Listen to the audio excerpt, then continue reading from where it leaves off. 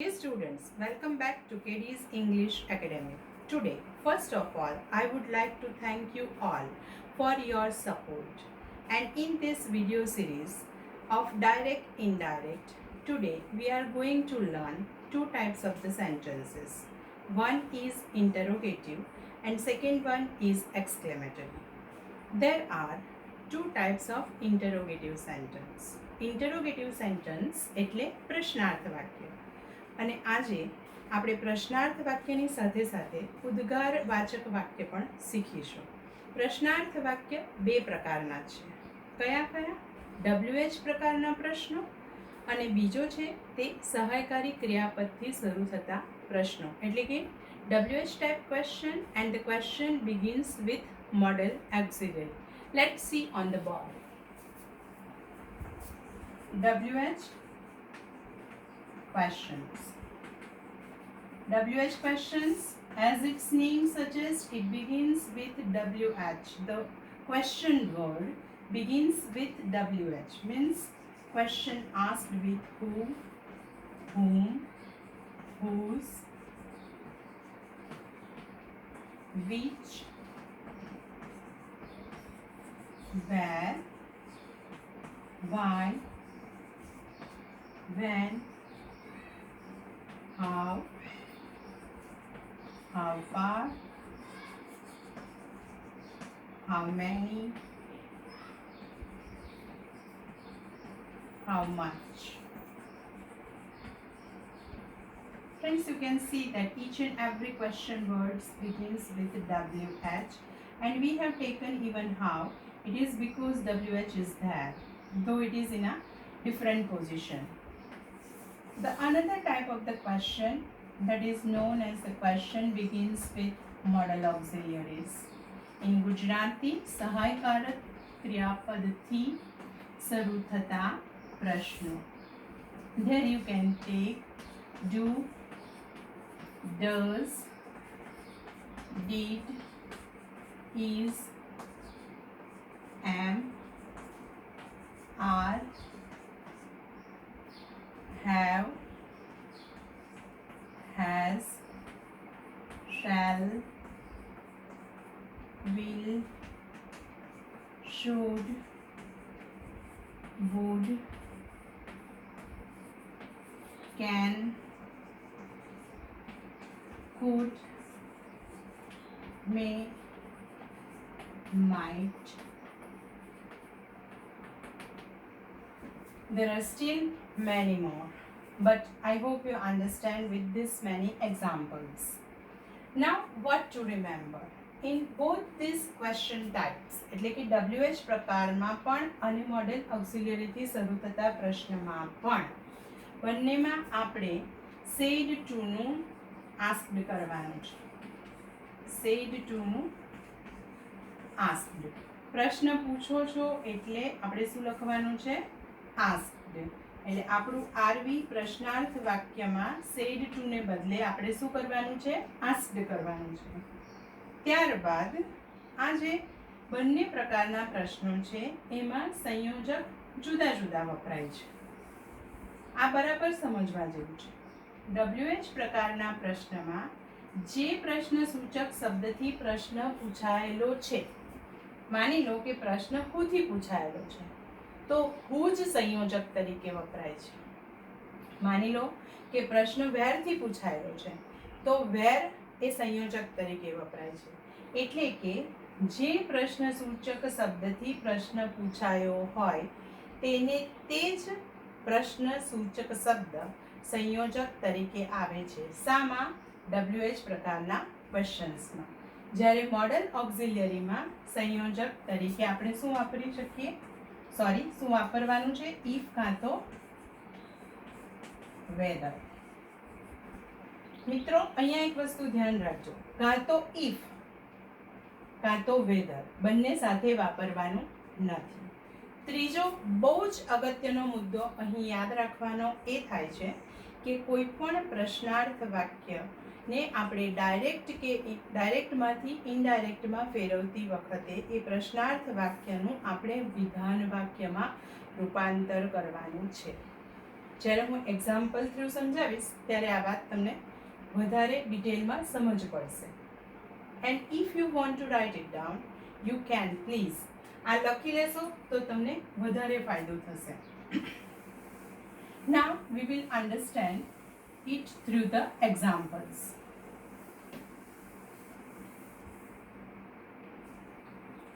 Krupa said to Rupa, comma into inverted comma, will you lend me your book for a day? Will you lend me a book for a day? Question mark, inverted comma, over.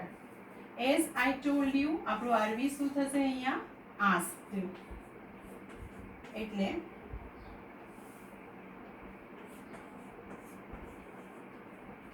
Rupa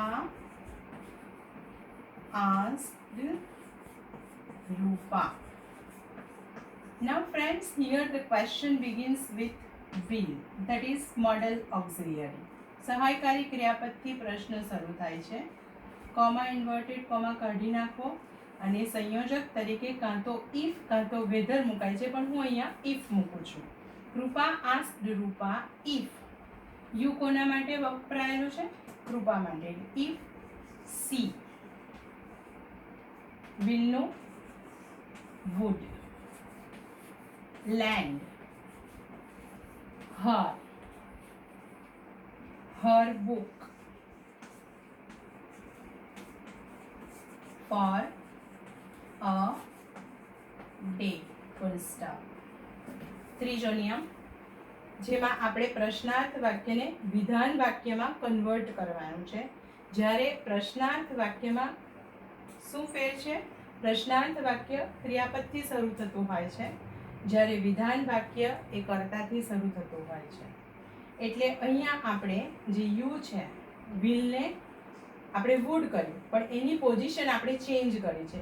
you એટલે જેના માટે વપરાયેલું છે તે C છે, એટલે આપણે સીને પહેલા મૂક્યું. તો સી વિલનું વુડ, લેન્ડનું લેન્ડ, મી રૂપા માટે વપરાયેલું છે તો લેન્ડ હર. વન્સ અગેન હર બુક ફોર આ day, because both speaker and listener both are females. એટલે અહીંયા જેટલા પણ ચેન્જીસ થશે પ્રોનાઉનના એ બધા જ ચેન્જીસ સી અને હરમાં થશે. I hope guys you understand this. Now the second one.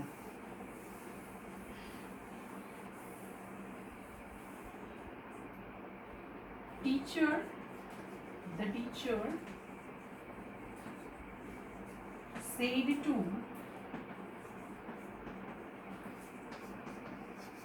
Aditi, comma into inverted comma, why do you come late today? Question mark, inverted comma, over. Now, as I told you, we have to put asked instead of said to. As this is interrogative sentence, the teacher asked Aditi. Now here the question begins with WH question word. So as a conjunction we have to put why only. So here why. WH પ્રકારનો પ્રશ્ન છે એટલે પ્રશ્નસૂચક શબ્દ જેનાથી પ્રશ્ન પૂછાયેલો છે તેનો તે જ શબ્દ સંયોજક તરીકે વાપર્યો એટલે why. હવે આપણે પ્રશ્નાર્થ વાક્યને સામા ફેરવવાનું છે વિધાન વાક્યમાં, એટલે આપણે સબ્જેક્ટ મૂકવો પડશે. એટલે આ સબ્જેક્ટ છે. એ સબ્જેક્ટ કોના માટે વપરાયેલો છે? આ પ્રોનાઉન કોના માટે વપરાયેલું છે? અદિતિ માટે. એટલે વાય સી. આ સાદો વર્તમાન કાળ છે, એની જગ્યાએ અહીંયા આપણે શું બનાવીશું? સાદો ભૂતકાળ. એટલે વાય સી કેમ લેટ ટુડે નું શું થશે? That day. વાય સી કેમ late that day, full stop. પ્રશ્નાર્થ વાક્યને વિધાન વાક્યમાં કન્વર્ટ કરીએ છીએ એટલે પ્રશ્ન જે ચિહ્ન છે એ પણ નીકળી જશે, એની જગ્યાએ આપણે શું મૂકવાનું છે? Full stop. I explained you two. One is that begins with model auxiliary, and one question or interrogative sentence that begins with WH type of the sentence. Now friends, we are moving to exclamatory sentence. ઉદ્ગારવાચક વાક્ય. What a lovely scene it is. How I'm happy feeling today. What a beautiful flower it is. What a wonderful monument the Taj Mahal is. All this which have the feeling of exclamation is called exclamatory sentence. અને બીજી રીતે કહીએ તો there is an exclamation mark at the end of the sentence. ઉદ્ગારવાચક વાક્યના અંતમાં ઉદ્ગાર ચિહ્ન હોય છે. એટલે our next topic is exclamatory sentence.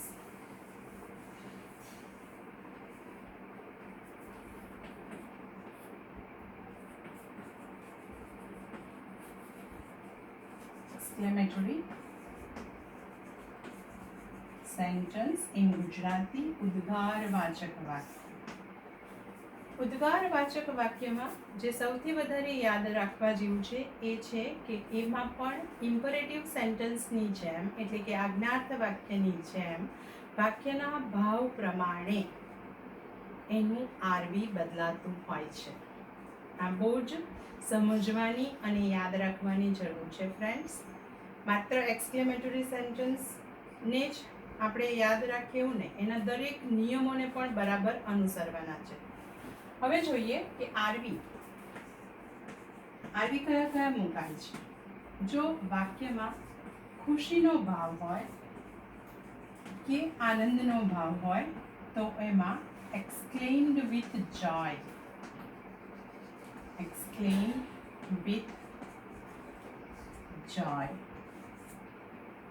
દુઃખનો ભાવ હોય, ગમનો ભાવ હોય તો exclaimed with pain or sorrow. sorrow એટલે દુઃખ. exclaimed with pain or sorrow. ત્યારબાદ સરપ્રાઇઝ એટલે કે આશ્ચર્ય. આશ્ચર્યનો ભાવ હશે તો exclaimed with surprise. Please note down. ઘૃણા અથવા તિરસ્કારનો ભાવ હશે તો exclaimed with disgust. then exclaimed with shock. જ્યારે તમને ગુસ્સાનો ભાવ હોય તો exclaimed with anger or exclaimed angrily. You can do like even that. વખાણ હશે કે કદર હશે એવો ભાવ હશે તો exclaimed with praise or exclaimed with appreciation.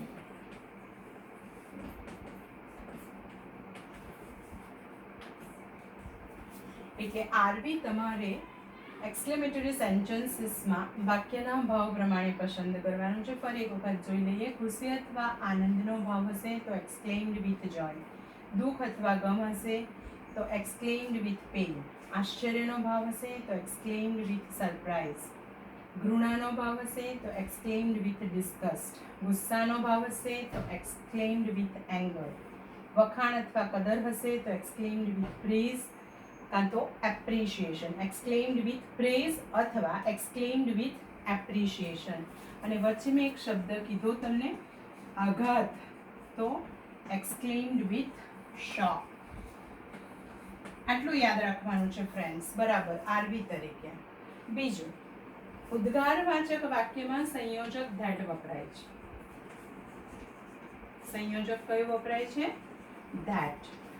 અને ત્રીજી વાત આમાં જે યાદ રાખવાની છે તે એ છે કે આ વાક્ય ઉદ્ગારવાચક વાક્યને પણ આપણે પ્રશ્નાર્થ વાક્યની જેમ વિધાન વાક્યમાં જ ફેરવવાનું છે. એટલે છેલ્લે ઉદ્ગારવાચક જે ચિહ્ન છે એ નીકળી જશે અને એની જગ્યાએ આપણે ફૂલ સ્ટોપ મૂકવાનું છે. અને કાળ અને સર્વનામના નિયમો એ આપણે દરેક વાક્યમાં રેગ્યુલરલી અને જે નિયમો શીખવાડ્યા છે એ રીતે ફોલો કરવાના જ રહે છે. હવે આપણે જોઈશું example 3.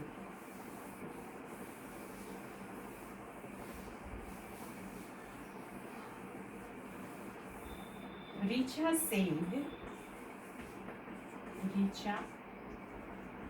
said, comma into inverted comma, what a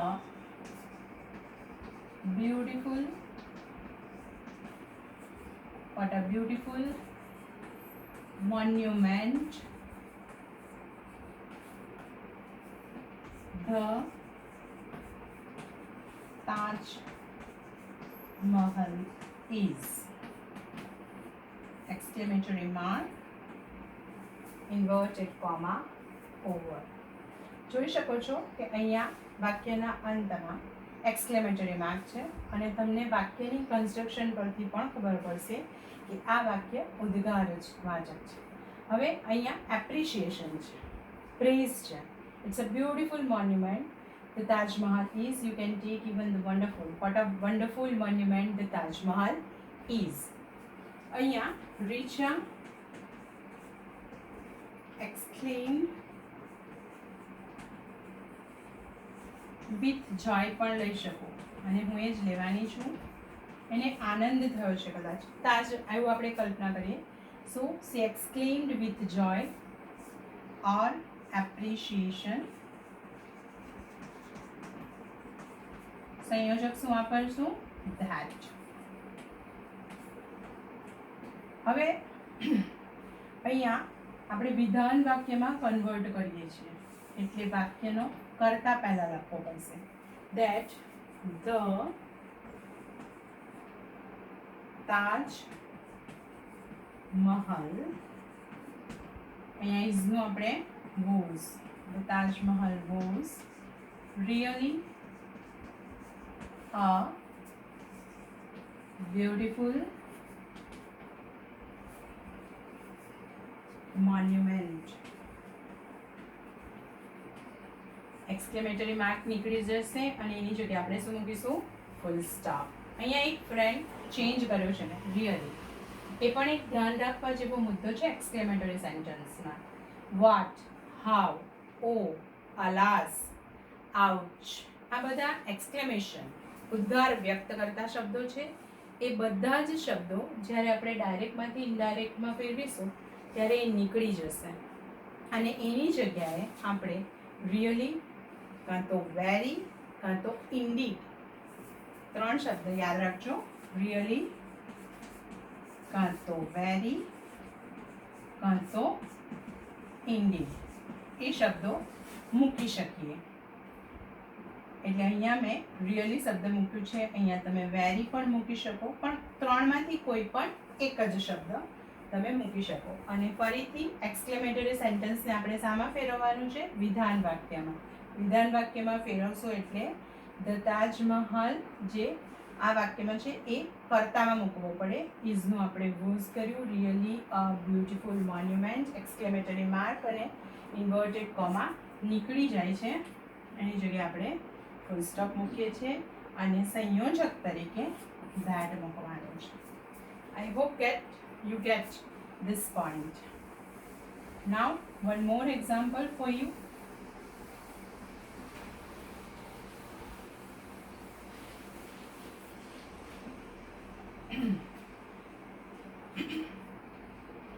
Mita said to Geeta, alas, we have missed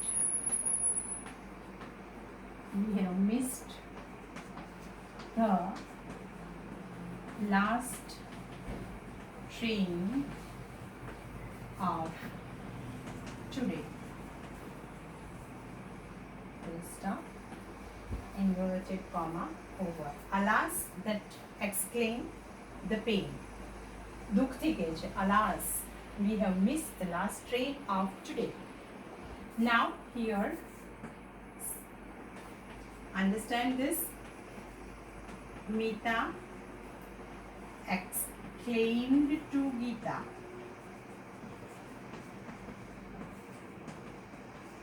with sorrow.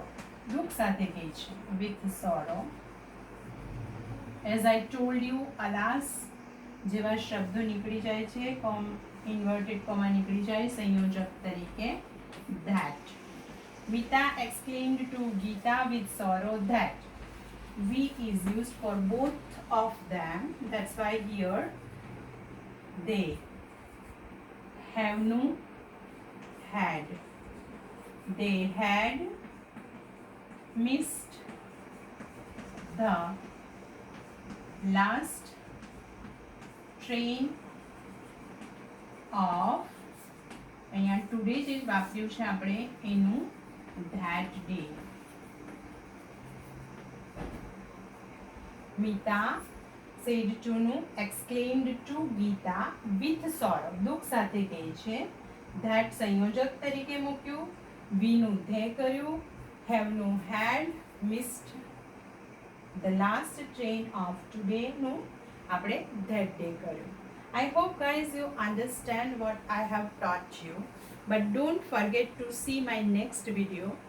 Most probably that will be the last video in this series of direct indirect, and in that video I am going to explain you how to write in the examination. I would like to give you certain tips, so please don't forget to see that, and don't forget to share it, like it and subscribe it. Thank you and have a nice time. Okay.